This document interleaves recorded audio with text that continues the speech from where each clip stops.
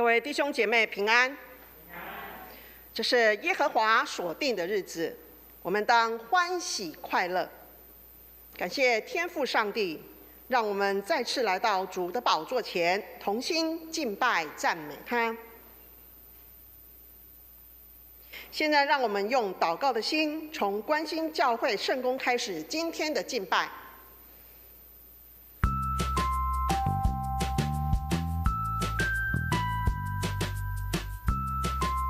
各位弟兄姐妹平安，让我们一起来关心教会事工。10月29号到10月31号是培灵会，邀请赖宏专牧师前来本会培灵讲道。本会今年订购教会公报社的圣诞糕，开放弟兄姐妹订购咯。想订购的人，请在11月14号之前到招待桌登记。教会奉献新增定期定额扣款的方式，详情说明请到招待桌。若遇申请者，请填好授权书之后交给办公室。台湾圣经公会年底出版现代台语译本和罗版圣经，请要购买的弟兄姐妹到教育馆1楼或是办公室登记。10月31号前有早鸟价。今日下午1点，爱家团契邀请临传大学骆芬美教授与本会分享，欢迎大家踊跃参加。10月31号下午1点，爱家团契邀请杨晴妹长老分享，欢迎大家踊跃参加。今天早上10点半，青少契联合聚会，邀请骆芬美教授与教育馆 B1 分享，欢迎大家踊跃参加。草科朱贵姐妹于10月16号安息主怀，10月29号上午8点半于第一殡仪馆举行告别礼拜，求上帝安慰家族。请持续为身体欠安的弟兄姐妹代祷，愿上帝安慰与医治。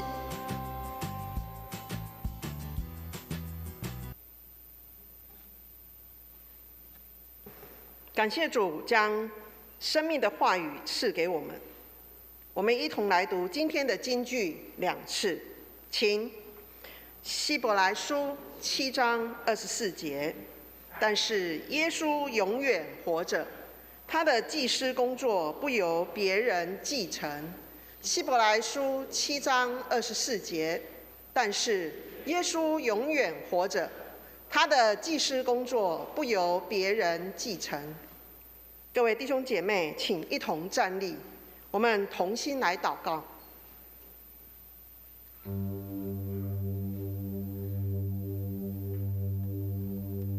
亲爱的主耶稣，感谢你，我们在你神圣的殿里齐心赞美颂赞你的全能，仰望你的恩慈怜悯。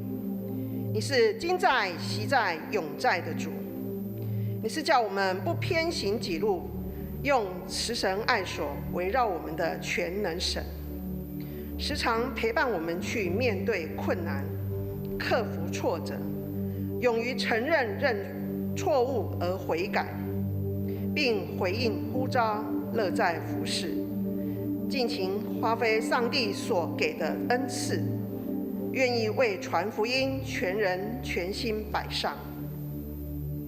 天父，我知道不管应该继续坚持，还是应该选择改变，只要我与你够亲近，其实都能明白你现在的心意。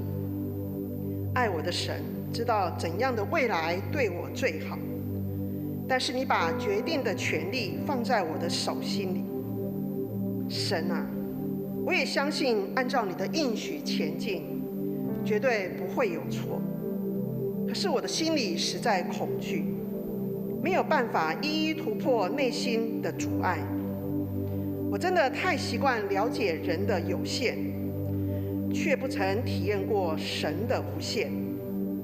所以求你来，让我经历你的大能，使我的信心再次地得到提升，可以勇敢地去得着你的恩典，使我开始刚强壮胆地靠主得胜，迈出自己所设下的阻碍，去经历神所赐的真正平安。感谢主保守眷顾台湾，新冠肺炎的疫情逐渐趋缓平稳，疫苗的施打覆盖率也持续的提升，慢慢人们的生活又回到了日常。近日发生了大小不同的灾情，造成不少的生命死伤。求主安慰失丧家庭的伤痛，也引导引领政府能够警醒、痛定思痛地好好思考如何让人民有合法又安全的住处，不再发生令人伤痛又不忍的事件。因为在神的手中，伤痛的事也能是祝福的开始，让我们可以明白上帝的恩典和怜悯。感谢上帝所启示的圣经经文，透过牧师的口传讲，让说者听者都能够得到满满的喂养，同得益处。谢谢主垂听我们的祷告。我们同心用主祷文祷告。我们在天上的父，愿人都尊你的名为圣。愿你的国降临。愿你的旨意行在地上，如同行在天上。我们日用的饮食，今日赐给我们，免我们的债，如同我们免了人的债，不叫我们遇见试探，从我们脱离那恶者。因为国度、权柄、荣耀，全是你的，直到永远。阿们。阿们。天父啊，我们来到你的面前，恳求圣灵亲自的来充满我们。我们渴望更深的进入那水深之处，渴望更多的认识你。求你带领我们，让我们能够进入你的心意。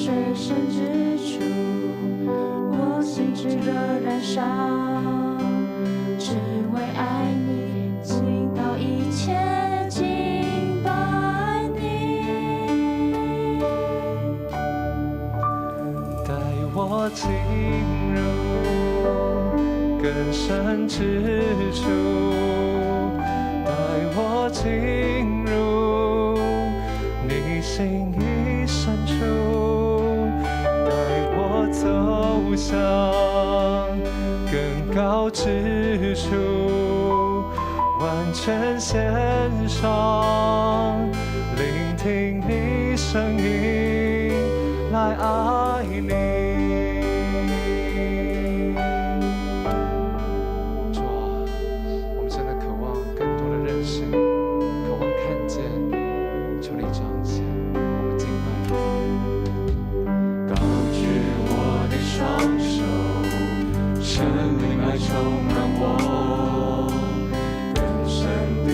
求主认识你更多，进入水深之处，我心炙热燃烧，只为爱你，倾倒一切，敬拜你。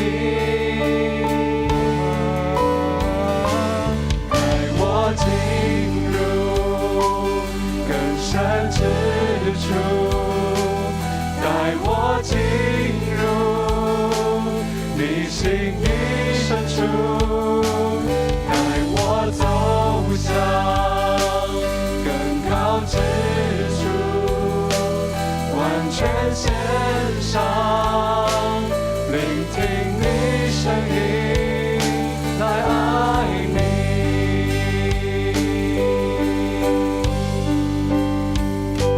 从前耳闻有现在亲眼见你，渴望在你同在里，更多与你亲近。从前耳闻有你，在亲眼见你，渴望在你同在里，更多与你亲近。从前耳闻有你，现在亲眼见你，渴望在你同在里，更多与你亲近。从前耳闻有你，现在亲眼见你，渴望在你同在里，更多与你亲近。带我进入更深之处，带我进入你心的深处，我走向更高之处，完全献上，聆听你声音，来爱你。荣耀同在，充满在这里。羔羊宝座，这里在这里。荣耀同在，荣耀同在，充满在这里。羔羊宝座，这里在这里，让我的见你的容颜，彰显你心意，使我看见。我要在这里见到你，定义要见你的荣耀，让我的见你的容颜，回应你心意，与你相连。我要在这里敬拜你，定义要见你的荣耀。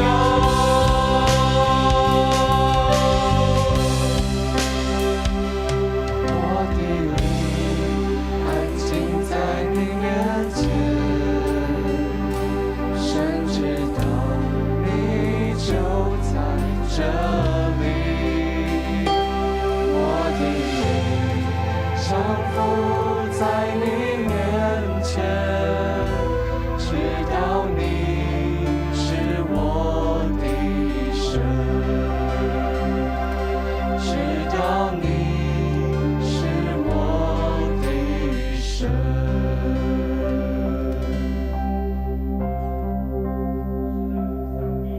让我们的灵安静在你里面，让我们知道你是主上帝。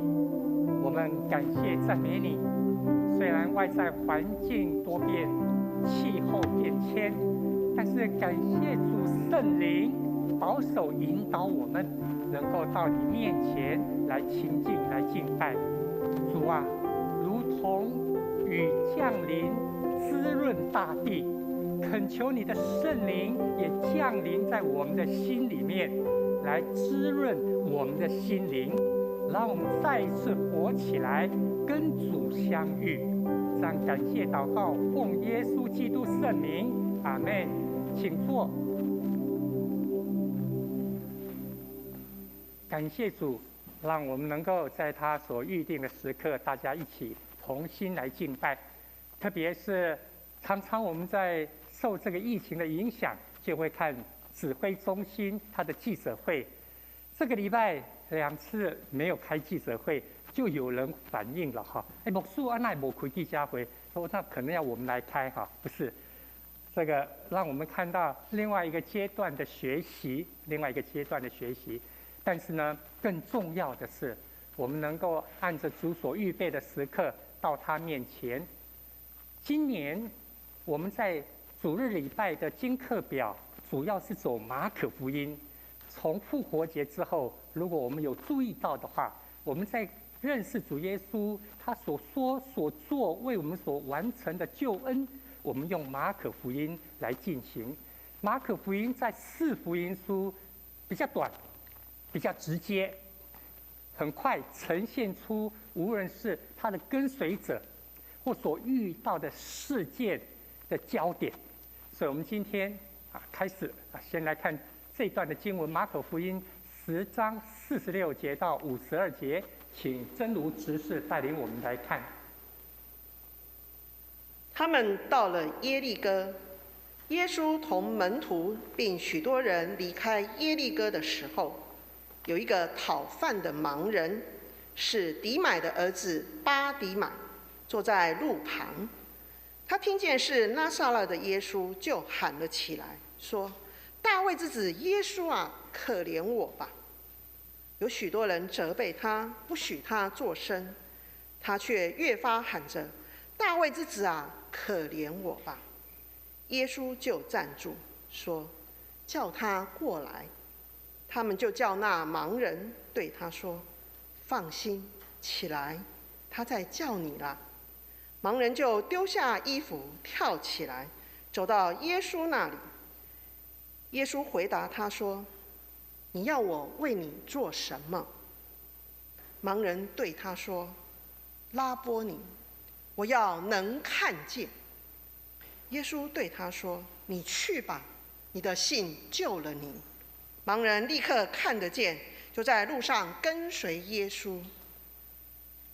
我们会称这样的朋友叫做盲人朋友，或过去曾经有一段时间，我们翻译成叫瞎子、眼盲的人，眼睛看不到。因着3C产品的普遍，我们越来越多要经历到眼睛的保养，甚至要进入眼睛的手术。过去这2个礼拜，就听到有弟兄去做白内障的手术，也有姐妹要做怎么样进一步的治疗。这个已经是在我们中间，好像听起来蛮普遍。而这些不是所谓的70岁、80岁的长者，都是所谓的壮年，甚至有的年龄还往下来降下来。所以呢，应该20-30年前就有人开始在吃 routine 的叶黄素啊，叶黄素已经有许多的弟兄姐妹已经吃10-20年了，或在食物中间如何让自己的眼睛能够得着保养。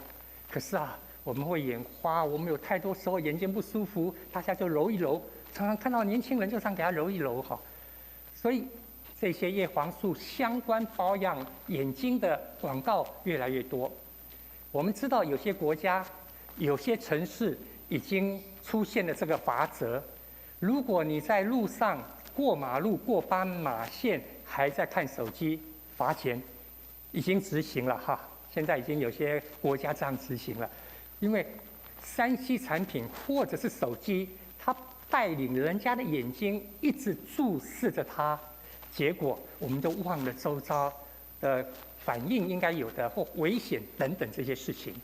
这是一个对我们眼睛很重要的提醒。但是我们都知道，人不只有肉体的眼睛，我们还有心灵的眼睛。今天的故事记载在耶路撒冷的旁边。我们知道以色列长长的这样的一个土地，比较靠中间的部分就是所谓的死海，往上到最上面是从加利利湖、约旦河流下来，就到死海或者是盐湖。在它的左边，我们有看到耶路撒冷红字的部分，让我们有一点点概念。再往左边去就是地中海了，往这个过去就是往西就是地中海。相对于耶路撒冷，我们会看到耶利哥，红色的这个耶利哥。所以你会看到耶路撒冷、耶利哥其实它们相距不远，将近30公里。以30公里来说，北到南的大台北地区就是这样，直接就到了。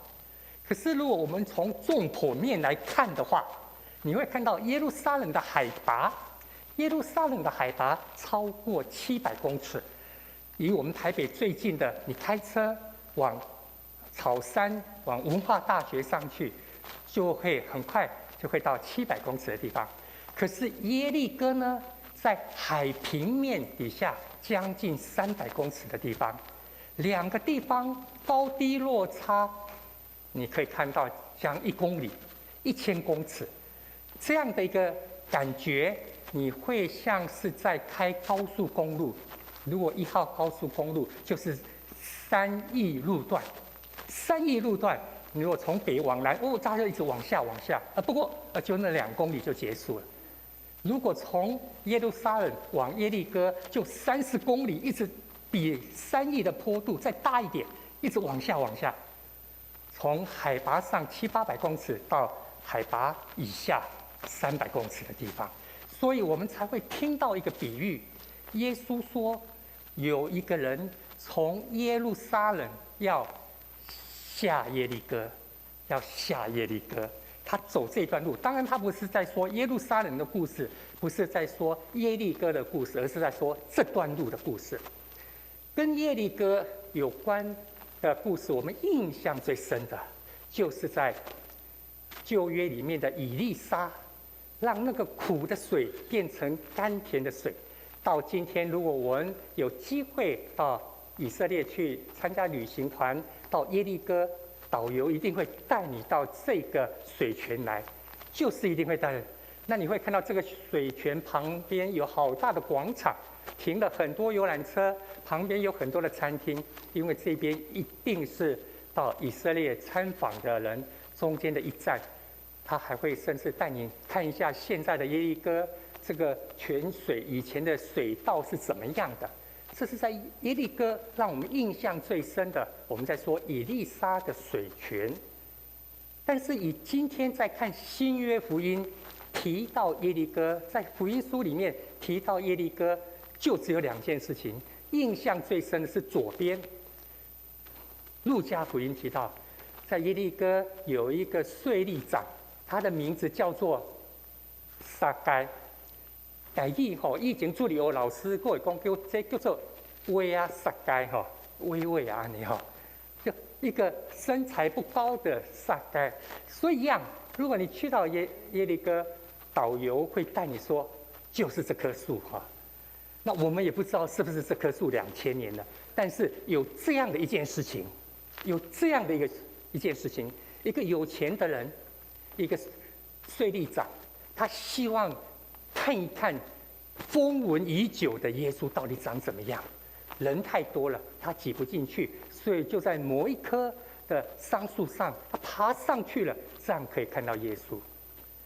在福音书里面，马太、马可、路加都有记载的另外一个，就是耶稣医治了1个或2个的盲人，1个或2个的瞎眼。在马太、马可、路加3章，不同的角度、不同的叙述。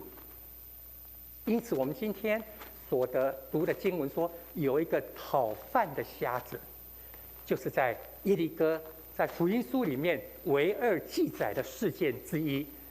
这个瞎子坐在那个地方，其实他虽然眼睛盲了，但是显然他心不盲，就像撒该一样。有那么多人在耶利哥这个地方出入。我们刚刚所看的地图，让你可以看到耶利哥的位置非常重要，尤其在海平面底下，气候非常稳定、温和，水资源又多，所以它的农产品很好。很多的旅客或商人会在耶利哥经过，不管他是要往宗教中心耶路撒冷去，还是他要往北走、往南，耶利哥是一个非常重要，让他们等候、重新充电、休息的一个地方。所以呢，他们会听到南来北往的人的消息。这是为什么撒该会想看到耶稣，也同样的，今天故事所发生的一个背景。这位眼盲的巴底买眼睛盲了，但是显然他的心不盲。他常常听到有人从那边过。最近这1、2年，怎么常常听到有人提到那个叫做拿撒勒人耶稣？他好像做了很多事情。这件事情在巴迪买的心里面记住了，他记住了。因此呢，当他听见有拿撒勒人的耶稣从这边过的时候，他就喊着说了：“这个机会再不把握，不知道什么时候会有。这个机会不把握，真的不知道什么时候会有。”我们生命中间常常这样，当你看到一些机会，你不把握的时候，这个我听了1、2年，听了那么久的拿撒勒人耶稣，什么时候还会来呢？所以他就喊着说，他喊说：“大卫的子孙耶稣啊，可怜我吧！”把他所听到唯一他能够叙述的讲出来。在过去这段犹太宗教的训练里面，他们期待弥赛亚救赎主来，而他就是大卫的子孙，从大卫的体系出来的。这个定位非常重要，因为他让巴迪买知道我要得帮助，就是从这个系列来的，上帝所拣选、所差派的弥赛亚。所以他说：“大卫的子孙，可怜我吧！”直接喊出：“你要怜悯可怜我。”为什么他说可怜我？因为他眼睛盲，但是他心不盲。他过去这2年听太多耶稣的故事，就像我们主日学老师，你跟小朋友讲的故事，会在他的心里面播种扎根。你不要小看你对他们的影响力，你所说的故事，不管你自己相不相信。我曾经碰过主日学老师，我问他说：“你自己跟小朋友讲的故事，你相信吗？你相信吗？”但是你至少可以相信一件事情：上帝会把那个福音的种子在这小朋友的心里面。马太福音9章35节、36节这么说：“来，耶稣走遍各城各乡，在会堂里教训人，宣讲天国的福音，又医治各样的病症。他看见许多的人，就怜悯他们，因为他们困苦流离。”所以这一位巴迪买才会喊着：“可怜我吧，怜悯我吧。”他眼盲心不盲，他知道这个时候我要抓住机会，可怜我，这是他的呼喊，他的呼喊。耶稣怎么医治呢？耶稣的医治也让我们经历到一个不同凡响的做法。当巴迪买一喊的时候，旁边人就跟他叫他说：“不要作声，不要讲话，你吵了。”犹太的拉比出门的时候，他的学生会跟着他，有时候还会有前行后随的群众，所以在耶利哥的城门附近，正是人出入的地方。这一位已经渐渐有名的拉比，年轻拉比耶稣，显然跟随他的人不少。大家跟着他走，希望他能够有一些教导。这是犹太的拉比熟悉的教学方式。我们曾经听过吗？马偕牧师来到台湾，他开始的时候并不是停留在淡水，然后在那边传福音。他开始出去的时候，学生已经在隔壁，在旁边了。有的学生帮他挑着东西，挑着要去送到前面的城镇的东西，有的就跟着他。他一边走，照他们的日记所写的，马偕牧师一边走就一边在讲故事给他们听。那个故事是学生没听过的，那个故事就是在圣经里面的记载。我们称那段时间硬体的神学院还没有建立，但是软体的神学教育已经开始了。老师带学生，师父带他的门徒，已经开始了。我们称那段的神学院的期间叫做逍遥学院。台湾神学院有一段时间叫逍遥学院，就像犹太的拉比，他不是定点在会堂教导而已。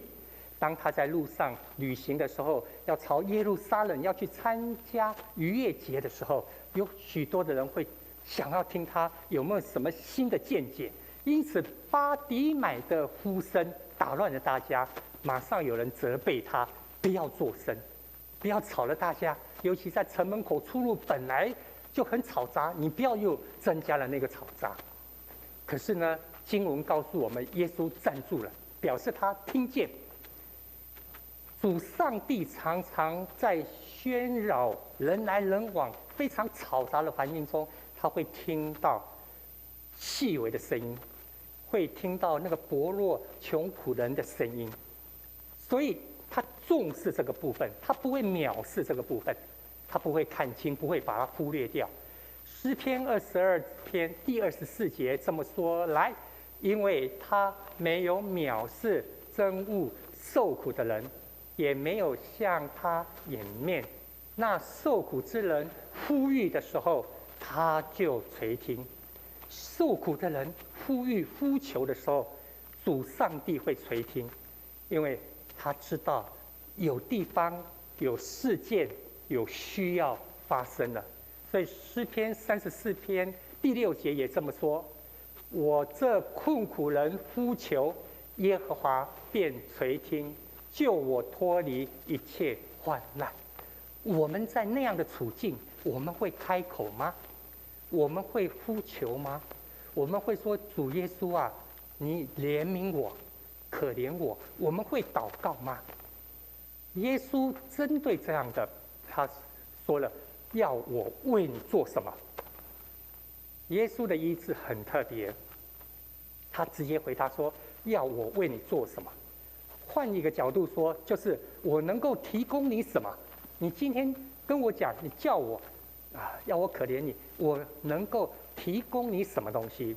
其实我们知道，耶稣这句话不只是跟巴底买讲，他也是要跟你跟我说。你祷告的时候，你每一天跟上帝亲近的时候，你到底要耶稣为你做什么？主耶稣知道这个巴底买的需要，无论是他的生活表层方面的需要，对不对？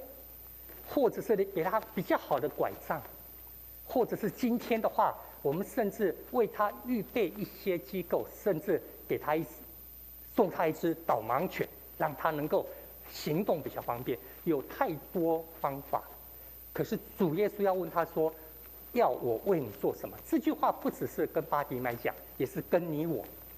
今天如果耶稣问你要我为你做什么，你现在马上想到的是什么？人必须将自己心里所期望、所需要的，摆地公摆列的上帝面前啊，一件一件的陈明在上帝面前，向他开口。为什么要开口？因为当你一开口的时候，你会让自己听见。就像我这个时候，我不只是宣讲让大家听，我自己也听见了，我到底在讲什么？我到底在讲什么？当人开口的时候，自己听见，你就会谨慎，你就会更谨慎，对不对？如果你有听你自己在讲什么的后，你就不会信口开河，你就不会想到什么就讲什么。如果你连自己讲话都没有听到的话，那就可惜了。这个叫信口开河，你讲的话自己都不在意。跟上帝祷告，为什么要开口？难道我在心里面祷告，上帝听不到？当然听得到。我常常说，我们祷告不是因为上帝需要，是因为我们需要。我们需要祷告，我们需要开口。开口的时候，会听到自己在求什么，这时候你才会知道自己需要什么。你求什么，是因为你需要什么。如果你开口的时候，你才会重视我最深层真实的需要。耶稣的医治是针对这样。什么样的事情耶稣不能医治，耶稣都可以。耶稣就是要医治我们的，就是我们要开口跟天父上帝，在那个过程中间，你更认识上帝，你也会更认识自己。在那个过程中间，你会看到自己生命的实况，然后你也会看到上帝全盘的掌权。所以我们呼求，我们祷告，要开口出来。主耶稣问：要我为你做什么？所以一开始的时候，这位巴底买说：大卫的子孙耶稣啊，可怜我吧。耶稣说：要我为你做什么？刚刚提到了，他们在当时的犹太会堂非常遵照犹太宗教的规定，犹太会堂都有救济的规则。我们看整个的旧约，孤儿、寡妇、出外人、流浪汉，他们在奉献的时候都会有这方面的救济规则，不能够让他懒惰了，但是不能够让他饿死哈，不能够让人家流离在街头冷死，不行。所以犹太会堂在他们的区域，在他们的部落，在他们的城镇里面都有这样的帮助。我们今天会看到各种不同的建筑，不同的里面的装潢，但是关心孤儿寡妇、救济需要的人，是犹太人敬虔功课之一。禁食、祷告，还有救济穷人，这是他们敬虔的表现，一定要做这个部分。耶稣可以转介给耶利哥城的会堂，可以因为他出面讲一句话，耶利哥城的会堂比较谨慎，注意把这件事情处理好，这是事实。一个需要的人，当他找不到人帮忙的时候，因着你我某一点点我们在社会上的关系，你去找里长，可能里长就看你的面子，帮了那个需要的人，那个人自己去找他，可能求助无门呐。在我们的社会上，我们经历得到这样。耶稣在那个时刻，他已经可以跟会堂讲话了。这位巴底买，请你们加倍关心他，他只要引介一句话就可以，或者是他跟他的学生雅各、约翰、犹大、彼得任何一个交代，你留下来帮他处理一下，然后随后再跟上来，这样就已经可以帮助巴底买最重要。但是刚刚耶稣是问他说，要我为你做什么？表示这些事情应该做的做了，也不是你所真要的，要我为你做什么？拉波尼的意思就是最尊敬的老师，他们称老师叫拉比，最尊敬的老师拉波尼，就是我最尊敬的老师啊！我要能看见，我要能看见。有时候我们不知道自己心里最需要的是什么，因为这跟对上帝的信心层次不同有关系，以至于我们常常只会求现实生活所碰到的挑战，我们会常常喜欢祝福满满这样的层面。可是巴底买的信心，让他来祈求他生命中间最重要的需求，我要能看见。虽然在人世间会觉得有生之年不可能，在2000年前不可能，但是这是我生命中最深的需要，我要讲出来，我要能看见。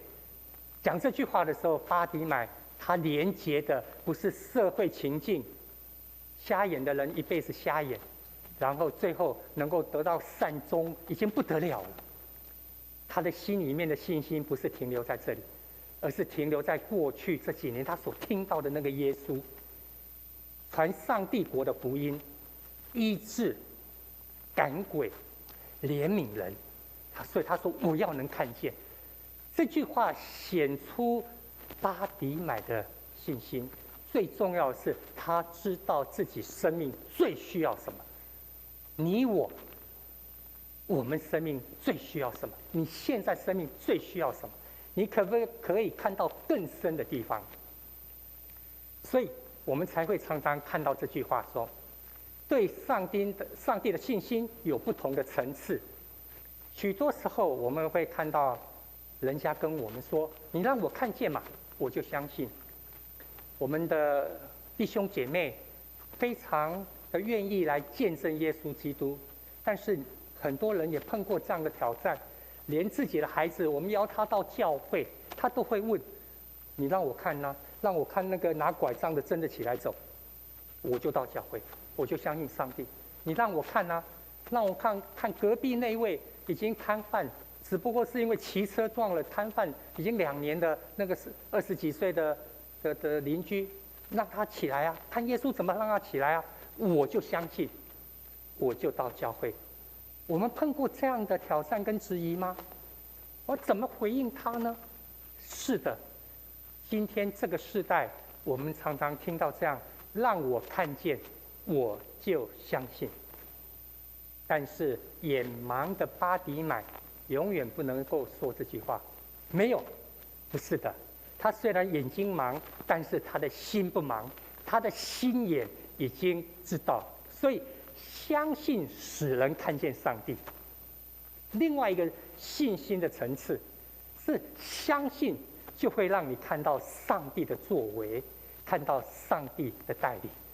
在巴底买的见证里面，让我们知道，我们实在是要进入这么像刚刚在敬拜中间说的，信仰生命最深的地方，在水深之处，信仰生命最深的地方。所以，耶稣回应了巴底买。那个时刻，住在耶利哥，照我们的资料来看，应该有相当多的祭司。他们为什么住耶利哥？因为犹太宗教的祭司在那个时代大约有几千位祭司，4000到6000，甚至多一点。但是他们分成24组，所以每一组要负责在耶路撒冷的地方、圣殿的地方来服侍所有来献祭的人。他们把百姓的祭物，不管是哪一种祭物，带到上帝面前，也把上帝的祝福带到众人中间。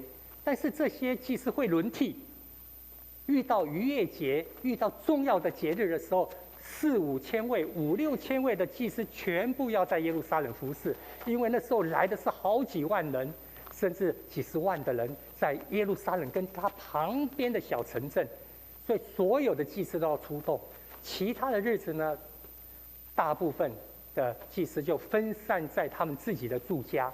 耶利哥是一个好地方，蛮多祭司住在那个地方。他们要做的就是尽诸般的义，大家眼睛看得到，大家看得到一起进行的这些礼仪。可是他们自己也要别人为他献祭，他们也需要有人带他们到上帝面前献上礼物，他们也需要领受上帝的祝福。希伯来书刚刚我们所读的经句告诉我们，但是耶稣永远活着，他不用被替换，他甚至为我们祈求，把我们的祷告带到天父上帝的前面去。所以主耶稣告诉巴底买说：“你的信救了你。”这句话也要打开你我心灵的眼睛，让我们向主求，我要能看见，我到底要看见什么？打开我们的心灵眼睛。巴底买这样的盲人朋友，无法看见明光，他们没办法看东西。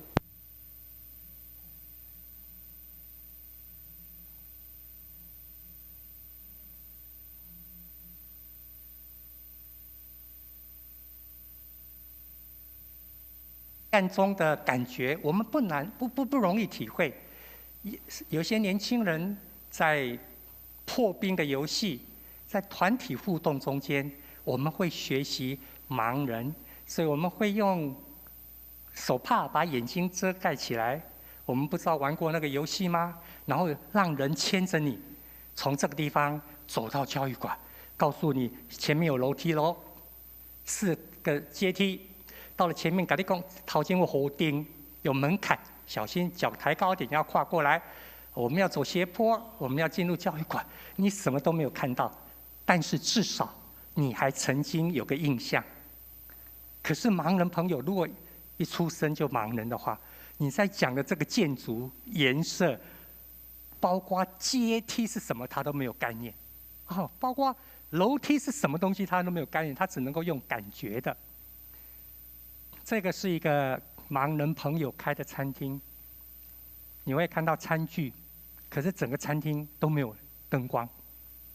你进去的时候，就是要 waiter 带你到座位上，你点的菜单，他会告诉你我们有什么菜什么菜，然后你就知道用听的，你来跟他说我要什么菜，然后过来了，他会告诉你这是浓汤，这是浓汤，然后你就要试着摸你的条根，拿条根来吃。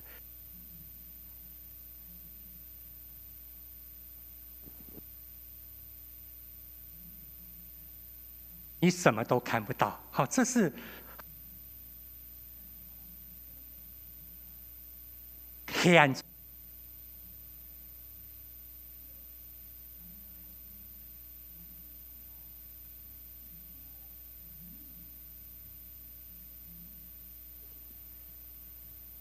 我们自认为看尽、看透了这世界上的事情，是这个让人产生一种可惜，一种可惜。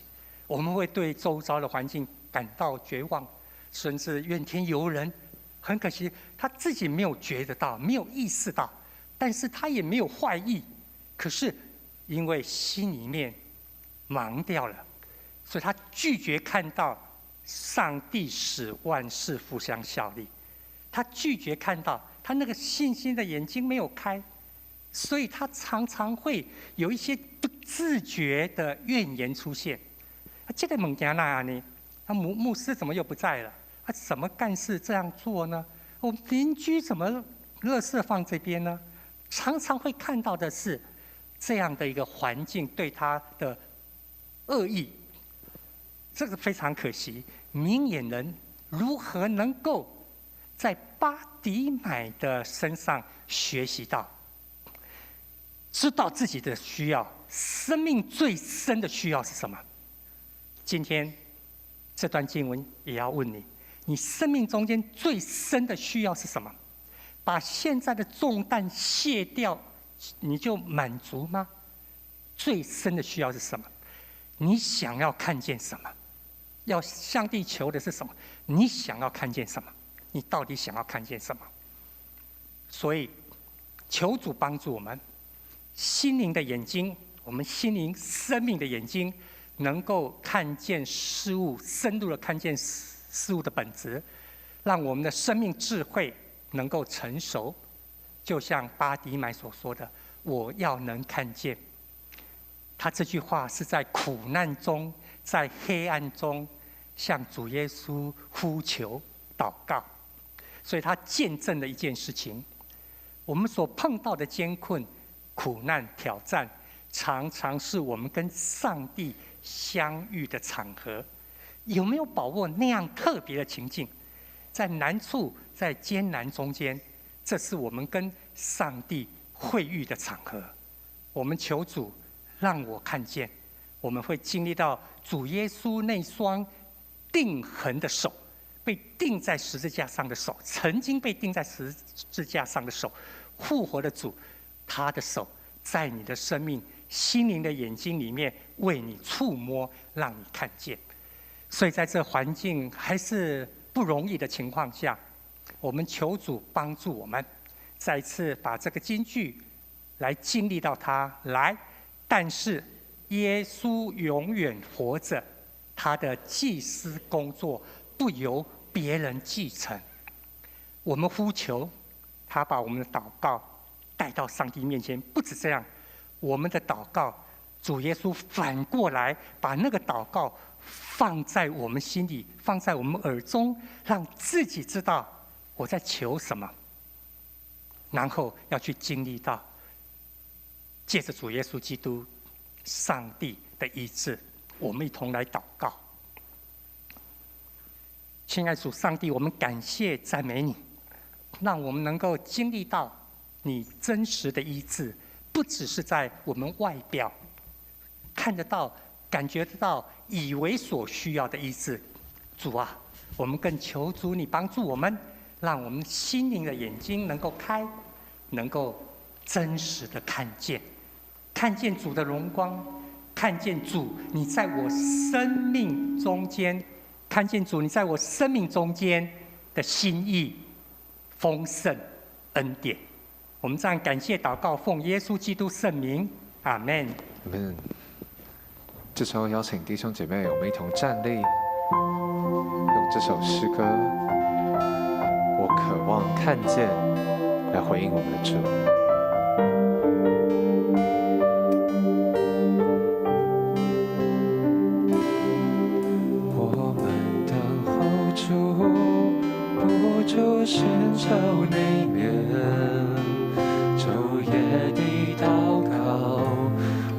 这时代呼求，侧耳来垂听，谦卑悔改声音，愿救赎和医治临到这地。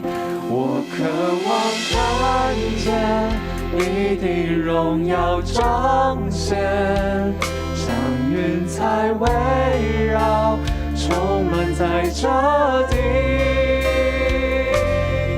圣灵如风地吹进每颗枯干的心灵，我们灵魂再次地苏醒。我渴望看见你的荣耀彰显，祷告的声音如水不停息。父亲会转向儿女，儿女会转向父亲，每个时代可以敬拜你。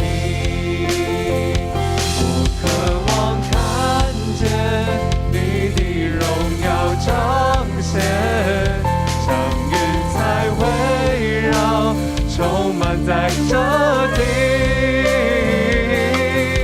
圣灵如风地吹进每颗枯干的心灵，我们灵魂再次地苏醒。我渴望看见你的荣耀彰显，高高的声音如水不停息。父亲会转向儿女，儿女会转向父亲，每个时代可以敬拜你，每个时代可以敬拜你。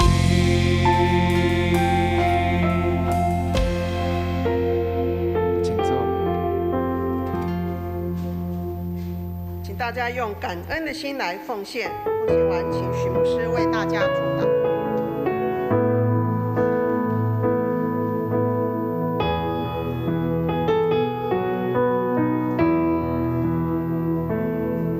你的恩典每天够我用，总有困难也不会逃避。有你与我一起，我还惧怕什么？赐我勇气去改变自己。哦，耶稣，耶稣，耶稣，奉献一生，皆因最爱是你。为了你，我愿将一切抛弃。耶稣，我要得着你。哦，耶稣，耶稣，奉献一生，竭尽最爱是你。为了你，我愿将一切抛弃。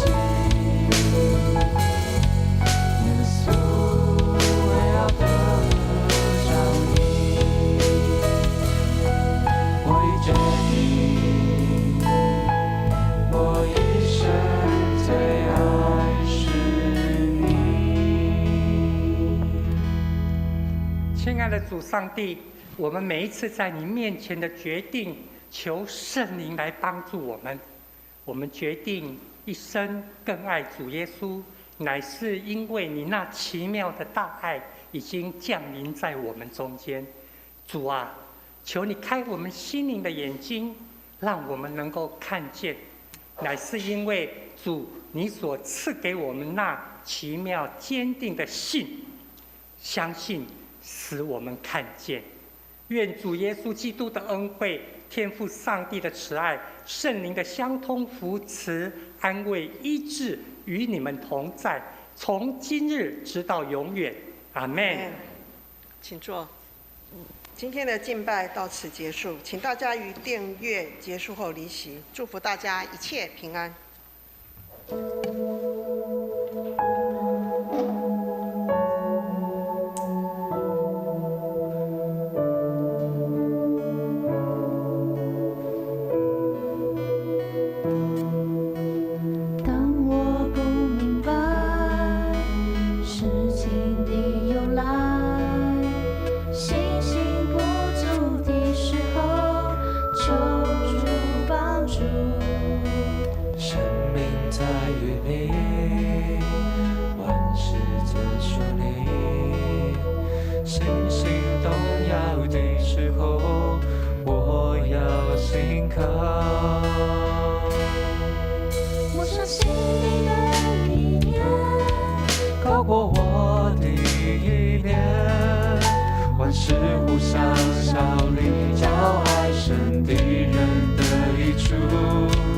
我相信你的道路。